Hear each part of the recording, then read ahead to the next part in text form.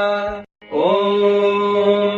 नमस्ते अस्तु भगवन् विश्वेश्वराय महादेवाय त्र्यम्बकाय त्रिपुरान्तकाय त्रिकालाग्निकालाय कालाग्निरुद्राय नीलकण्ठाय मृत्युञ्जयाय सर्वेश्वराय सदाशिवाय श्रीमन्महादेवाय नमः।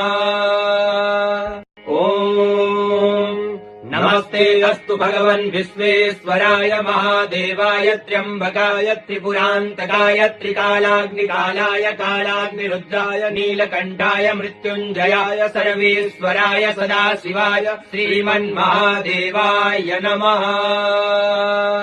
ॐ नमस्ते अस्तु भगवन् विश्वेश्वराय महादेवाय त्र्यम्बकाय त्रिपुरान्तकाय त्रिकालाग्निकालाय कालाग्निरुद्राय नीलकण्ठाय मृत्युञ्जयाय सर्वेश्वराय सदाशिवाय श्रीमन्महादेवाय नमः।